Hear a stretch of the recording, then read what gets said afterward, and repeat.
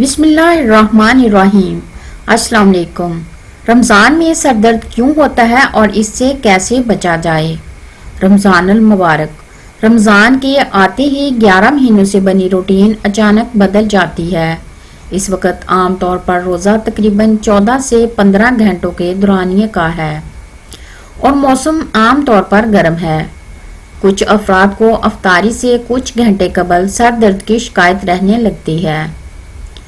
رمضان کے آتے ہی 11 مہینوں سے بنی روٹین اچانک بدل جاتی ہے، جس کے اسباب کچھ افراد کو روزہ افطاری سے کچھ گھنٹے قبل سر درد کی شکایت رہنے لگتی ہے۔ اس سر درد سے نہ صرف موڈ خراب ہوتا ہے بلکہ غصہ بھی آنے لگتا ہے۔ اس درد کا علاج ضروری ہے، ورنہ روزہ دار تکلیف کے نتیجے میں توجہ سے عبادت کرنے سے بھی قاصر رہتا ہے۔ طبی ماہرین کے مطابق رمضان میں اکثر افراد کے سر میں اٹھنے والے درد کی متعدد بڑی وجوہات ہیں، جن میں سحری سے قبل اٹھنا یا سحری کا چھوٹ جانا، نیند میں کمی اور مطلوبہ غذائیت کا حاصل نہ کرنا ہے۔ عام دنوں میں جو افراد کیفین کا زیادہ استعمال کرتے ہیں، ان کے خون میں کیفین کی اچانک کمی اور روزے کے سبب کھانا نہ کھانا بھی سر درد کی وجوہات میں شامل ہے۔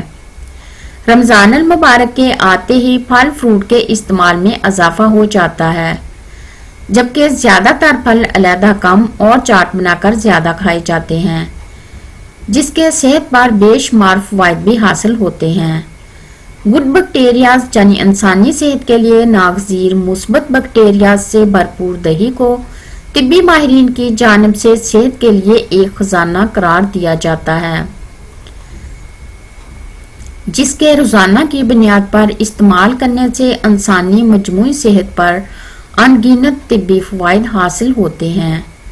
طبی ماہرین کے مطابق سر درد کی وجوہات میں رمضان میں افطار کے بعد زیادہ مقدار میں پانی نہ پینا، جسم میں پانی کی کمی، قبض کی شکایت، مناسب پانی کی مقدار نہ پینا اور دوسرا روزہ رکھ لینا، بلڈ شوگر، بلڈ پریشر کا کم ہونا شامل ہیں، جن سے بچاؤ کے لیے ماہرین کی جانب سے تجویز کیے گئے مشوروں سے فائدہ حاصل کیا جا سکتا ہے۔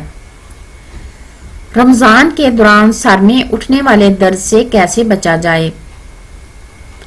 رمضان کے لیے خود کو تیار کرتے ہوئے اس کی آمد سے قبل ہی بھوک کم کر دینی چاہیے۔ اضافی کچھ بھی کھانے سے پرہیز کرنا چاہیے۔ جسم کو ڈی ہائیڈریشن سے بچاؤ کے لیے افطار کے بعد ایک ساتھ زیادہ پانی پینے کے بجائے ہر آدھے یا ایک گھنٹے بعد ایک گلاس پانی پئیں۔